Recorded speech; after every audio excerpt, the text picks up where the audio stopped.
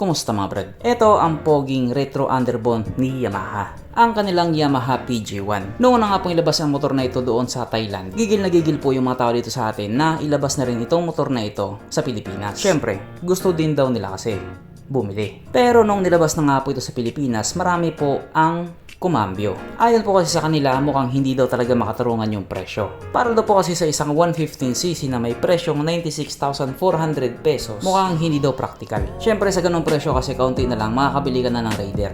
Ang inaakala kasi ng mga tao dito sa atin, magpipresyo lang ito ng 60 to 70,000 pesos. Kaso umabot po ng 96,400 pesos. Kaya kumambyo muna sila. Yung ibang mga tao nga po na gusto magkaroon nito pero hindi kinaya yung budget, kumuha na lang ng XRM. Yung iba naman, naghintay lang ng tamang pagkakataon. At makalipas nga po ang ilang panahon, ayun na, natauhan na si Yamaha. Or natauhan na yung mga kupal na tauhan nila. Yung dati kasing 96,400 pesos, ngayon 82,900 pesos na lang. Medyo malayo pa doon sa expected price ng mga tao, pero pwede na. Kaya yung iba nga po, hindi na patumpik-tumpik pa. Bumili na sila.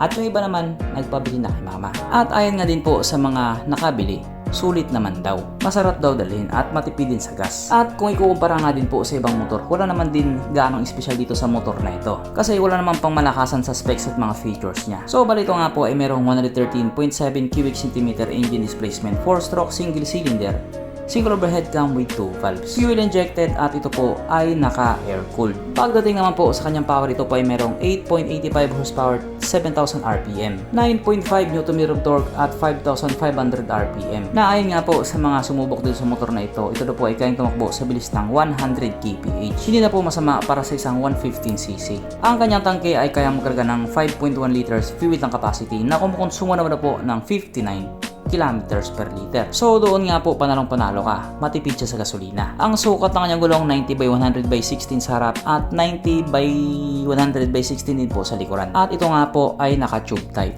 Pagdating naman po sa kanyang braking system, ito po ay naka-disc brake sa harap at drum brake po sa likuran. Yung mga nandoon po sa Thailand, may naka-ABS na po sila. Pero yung dito sa atin, parang wala pa yata. At itong motor nga po na ito ay may kabuuang bigat na 107 kilograms. Mapunta naman po tayo sa iba pa niyang mga features. So ang ilaw nga po sa motor na ito, naka-halogen pa din. At bulb type naman yung kanyang mga signal lights. Ang kanyang gauge panel ito po ay naka-analog. Pero okay din naman. Maganda rin namang tignan. At hindi rin po ito naka-keyless. Disusi pa din yung gamit sa kanya. Pero marami naman po mga tao ang mas gusto ng disusi lang kasi para simple lang siya, convenient. Ang kanyang seat height ay mitaas na 795mm at 190mm naman ang kanyang ground clearance. So itong motor nga po na ito ay bagay na bagay talaga pang off-road. Kung sa bagay para doon naman talaga siya. Pero kahit saan mo nga siya gamitin, pwede naman. Yung iba nga ginagamit ito pang city driving.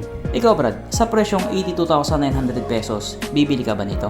Or mataas pa rin yung presyo niya? Kung ano man yung sagot mo, comment mo na lang sa baba. Pero wala pa rin tayong bounce cave. Bye!